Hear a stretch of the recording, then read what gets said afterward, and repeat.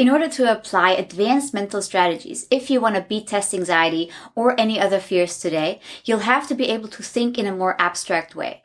I'll try to walk you through it step by step as best as I can, but if you have any more questions, feel free to contact me. The first strategy I want to introduce to you is circular questioning. It is a strategy to build confidence, and it is used in family and couples counseling, but can be very well used to treat test anxiety too. This strategy is great to use the day before a test. It will make you remember your strengths and will make you more confident. What you need to do is write down a list of people who know you well and who know all your great qualities, such as your parents or your friends, for example.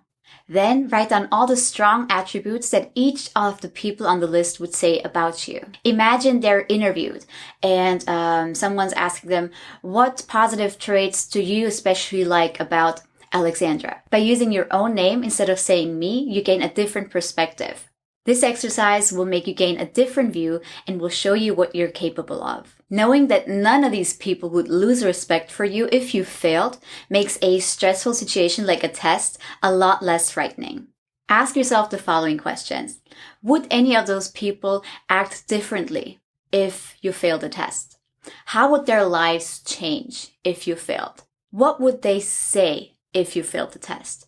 And if they were to be upset, how long would they be upset for? 1 day, 1 week, a month, a year? By asking yourself these questions, you put things into perspective and it takes fear from you. A failed test is not the end of the world, and you'll notice how people appreciate you no matter what.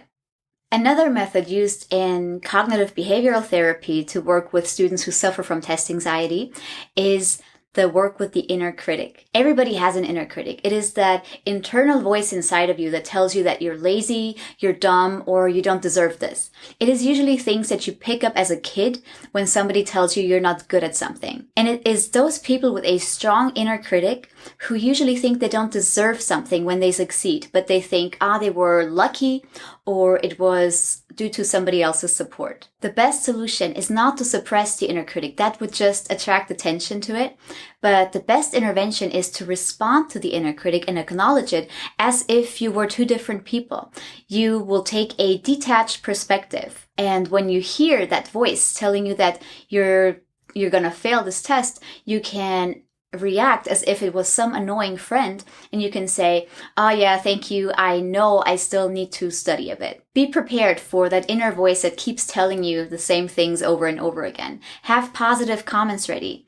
Thank you, I know I will focus more next time. The challenge is to see that inner critic as your protector, who has your best in mind for yourself and for all your interests. Sometimes it can look a little misleading because they make you feel you're not good enough, but they also might just want to protect you from an ego blow of failing a test. So be thankful for that voice that keeps reminding you of something that you might have forgotten to do or that you still want to work on. And then ask for it to go away. Ask yourself, what can I learn from this? What are the good intentions? Ask your inner critic if he can show you what you still have to do before a test without making you nervous. By detaching yourself, you can just react like, this is my inner critic again. I will take care of it. Don't worry. By doing this, you activate a new growth-oriented inner self that is opposite your inner critic. And it's not the same person anymore. You see, you're detached and it will feel a lot more encouraging for you to do what you actually want to do. And you will always learn from what you hear from your internal voice. One additional point I want to make here is story reframing.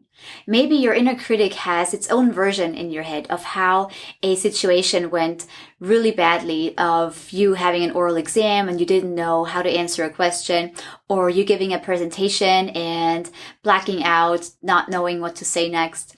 And you keep going over and over the same experience in your head and feeling really bad and embarrassed, which will accompany you for every other presentation you're ever going to give. So in story reframing, you revise your version and come up with your own. And you don't see this failure that happened as a reflection on your character or your self-worth or your intelligence, but actually see it as a turning point. In your story, it will be the version of the first time that you started handling a tough question by your teacher, or the first time you started handling blacking out during a presentation, not knowing what to say next. See it as a strength that you developed at this point. And instead of seeing it in a negative way, in a negative cycle over and over, it is going to be your turning point into a new direction.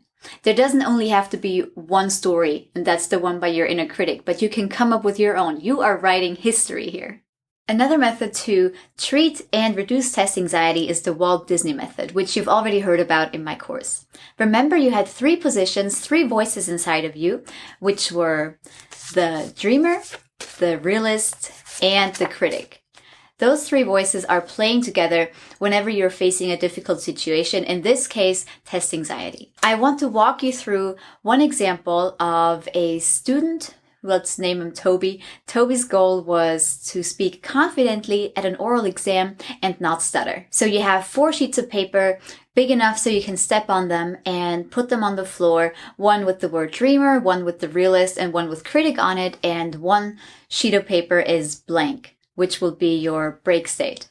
Starting with the dreamer, Toby stepped on the dreamer base and thought of how that exam would go down ideally. What would happen? How would he act? How would the teacher feel? How would his class members feel who are watching? And he thought it would be great if he talked confidently, had supporting body language to support whatever he wanted to say. His teacher would be really impressed and surprised, and class members would come up to him after and tell him how great he did. Stepping back on the blank sheet, interrupting your thoughts, thinking of your favorite animal will distract you, and stepping on the realist, Toby took into account what he's already good at and what he still needs to do.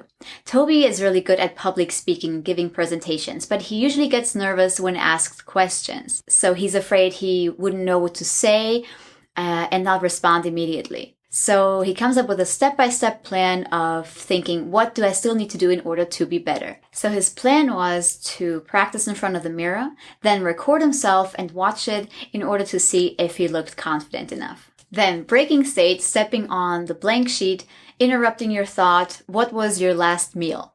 When stepping on the critic, Toby started critiquing. Remember, there's food critics, movie critics. They don't only tell you the bad stuff, but also what you're good at. They remind you of what is there still to do in order for you to succeed. Toby asked himself if he thought of everything.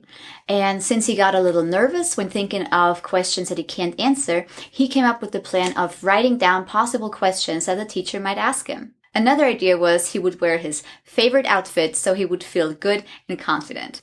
After breaking state, interrupting his thoughts, thinking of his favorite car brand, Toby could go back to the dreamer position or realist position depending on what he wanted to work on, and eventually felt confident enough in order to do the oral exam. He had a great plan of having a list of questions. He would record himself on video, watch it, analyze his body language, and wear his favorite outfit. After going all the positions, Toby felt he took all the steps to prepare himself well for the exam. This method will help you calm down and feel more positive before a stressful test situation or talking in front of a group. The next method is the internal dialogue, which can be the internal dialogue with yourself or your test anxiety. It is closely connected to the method of working with your inner critic, and if you've already done this should be really easy for you. The purpose of the internal dialogue with your test anxiety is to acknowledge it as a decisive part within yourself. You acknowledge your test anxiety, you personify it, you grant it a voice, you make it feel heard. You can practice that with all negative belief systems you've taken on since you were a kid. By granting test anxiety a voice, you can start asking questions such as, test anxiety, what are you doing to help me? Or what do you want me to achieve? Or can you calm down a bit? You yourself have many different parts inside of you. Some of them you might like, some of them you might not like. But by acknowledging them, you make it easier for you to live with them. You can thank them for helping you, or saying like, thank you for reminding me of this past test situation, which was quite difficult for me. I will try to do better this time. Or thank you for warning me. I'll be well prepared. Don't worry. When doing the internal dialogue with yourself, it is called self-distancing, and it works especially well in those heated moments when you're beating yourself up the most because you're so embarrassed of how the last oral exam went and you were so nervous and didn't know what to say. You can start this internal dialogue instead of using I by using your name, and this helps you to detach yourself, to pause and step back and think about that situation more clearly and rationally, as if it had happened to somebody else. You can tell yourself, Susan, you were so surprised by that teacher's question, but now you know what to do. It's called experience. Or you ask yourself why questions. Why does Susan, who's normally so confident in the classroom, feel so nervous during a one-on-one exam? By answering those questions in your internal dialogue, you'll see you find reasons and answers that she will feel more comfortable with than going in this vicious negative cycle of how bad your last test situation went. And the last method is meditation. Many students are looking for healthy practices to calm their nerves, to relieve stress, and relax. Mindfulness is a natural and easy to follow meditation that will help you, give you physical, emotional, and psychological benefits. By regular meditation, the structure of your brain changes and it will help you fight negative feelings such as test anxiety. You can start by doing it 5 minutes a day and imagine your anxious or negative feelings passing by like clouds or like cars on the road. Over time, you can work up to 10 minutes, 20 minutes, or even 1 hour of meditation a day. Find instructional videos online and do this regularly. You'll see over time you will feel an improvement in concentration, in emotional well-being, in your creativity, and better sleep. By using these mental strategies, you'll be able to fight your test anxiety in a very short time. You'll relieve stress and feel a lot more balanced. With this change in your mindset, becoming more positive and confident, you'll see a test situation will be no problem for you.